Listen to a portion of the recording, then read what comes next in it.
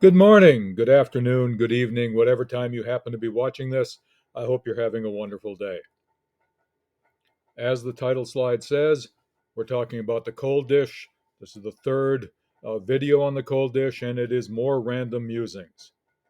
What I hope to get done out of these slides is to take a look at the things we've always looked at: character, conflict, connection, and theme, and to try to take a look at observing things that happen in books, novels in this case, things that always happen, things that are worth looking at, things that are worth talking about, things that I hope we can connect to other bits of reading that we do.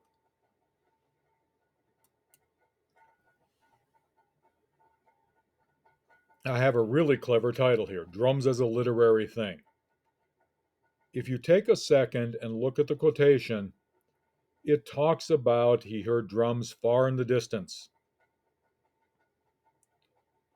And then the nod, keeping time with my drums. The point I want to make is threefold.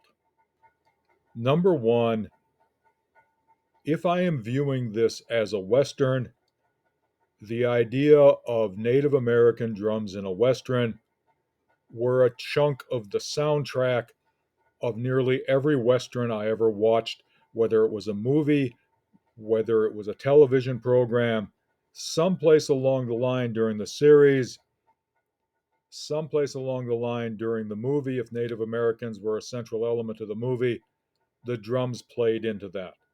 And I believe Walt as a character, I believe Craig Johnson as an author are asking us to think about that bit of nostalgia that I, as an old man, have, but I think people who would watch any sort of Western would have as well.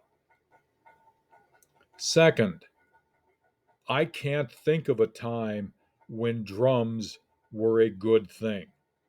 One of my favorite novels of all time is Things Fall Apart. Once again, in there were drums beating. This is a novel set in Africa. There were drums beating, and the drums beating there never portended good. And then I'll go to the word portended that I just used.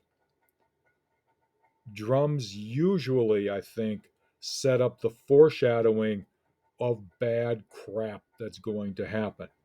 So as you're reading, where else do drums come into play? How else do drums matter in this book? I'm not talking about the 55-gallon water drum. I'm talking about the drum being beaten. How else is this going to play in the book? And I think it's important to think about it in that way, okay, or in those ways, if there's three of them. Next, place. Perhaps this is also time, but this is also place. We talked about the book Trail of Lightning doing pop culture allusions. I think that Craig Johnson does a very good job of small town, Midwest, Great Plains allusions. And these are things from the 1990s and early 2000s. I don't know if Pomida exists anymore. Pomida, to the best of my knowledge, has probably been replaced by Dollar General or some other sort of thing like that. But Pomida used to be a thing that existed in almost every town of 2,000 or bigger. It was kind of a small Walmarty sort of store where people could go buy a little bit of everything at allegedly reduced prices. That idea of Pomida, for me, as somebody who has lived in East River, South Dakota, and West River, North Dakota, and used to frequent Pomida stores, just gives a sense of place and a sense of authenticity to the novel. And using the word sense and place and authenticity and place creates a tongue twister I did not expect. If we talked about terroir earlier, this is a sign of the terroir. It gives us the vintage of the time and place of the novel. And again, you as readers are a lot younger than I am. For all you know, Pomaida was a brand name or something like that. I think it's important to think about why specifically does he toss in the term Pomaida and not simply a used shower curtain. I hope as I get through this class that I can push you to be curious, that I can push myself to be more curious as well. Time and audience. I got nostalgic. I have baseball cards of Billy Williams, Ferguson Jenkins, Lou Brock, Joe Torre, Tony Perez, and Johnny Bench. They were part of my youth. Once again, I don't know how much you guys know about any of these characters. I believe I believe all of them are in the Hall of Fame as I think about this. Perez may not, but Billy Williams I think is, Ferguson Jenkins I believe is, Lou Brock I know is, Joe Torre I know is. I think the idea here of we now know that Lonnie played baseball. We now know something else about Lonnie playing baseball. We now have this idea of there is a tragedy here. The guy with no legs used to be an athlete. The guy with no legs used to be around people who were Hall of Famers or close to Hall of Famers. Lou Brock was famous for stealing bases. He had the record for the most stolen bases in the career for a while. Johnny Bench was famous as an athlete, as a catcher, set the hallmark for being this great athlete. Ferguson Jenkins, great pitcher. Billy Williams, sweet swinging outfielder for the Cubs. All of these things are important to set up this idea that there was a tragedy in a life. And once again, we should think about the tragedy in his life and tie that to the tragedy of his daughter's life with the events that the novel talks about. As an audience member, this works for me in a way that it may not work for you. Perhaps Craig Johnson is only writing for people who are old. I don't know. Certainly, by having older characters, that's part of it.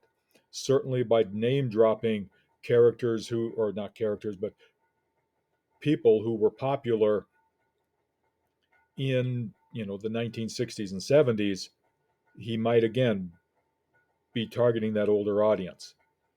But even if he's targeting that older audience, the fact that we can tie that into the greatness that these characters had, or these people had, they're not just characters, these people had, these ball players had, and then link it to the tragedy of the character in the book, I think is important.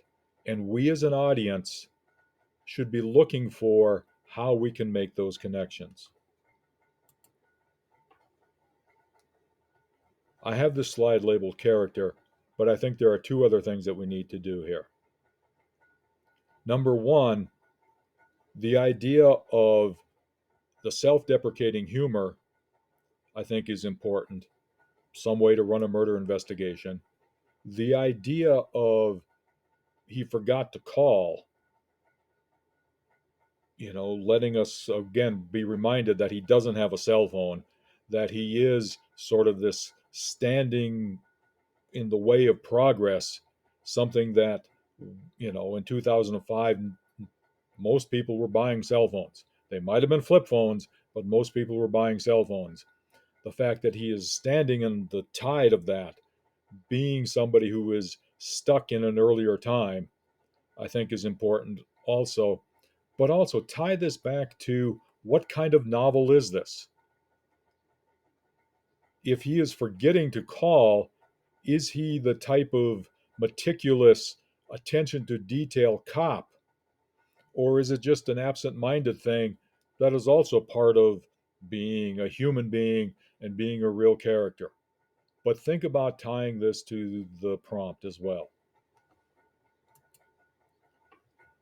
Connection. I think, again, all of us have had the situation where we've done the best we could and things didn't turn out, and we either had to let it go or we dwelled on the problem and it just started eating us up inside. A good author, I think, gets us to identify, even if it's something that we've never dealt with on our own. We've never been cops. We've never dealt with any of the situations Walt is dealing with. At the same time, all of us have at one time, we do what we had to do, we did the best we could, and either we let it go or it ate us up. Walt dealing with that should make him a little bit more real to us. Also, it should give us a new thing of Lucian. The painting of Lucian as a human being that we had when Walt visited him and he was playing chess, we see that Walt liked him, even though it doesn't seem to me there was a ton to like. Here, we see, I think, why Walt liked him. Walt was kind of Lucian was kind of Walt's mentor. Walt was Lucian's student, and we get an idea of why there's this respect that we have here.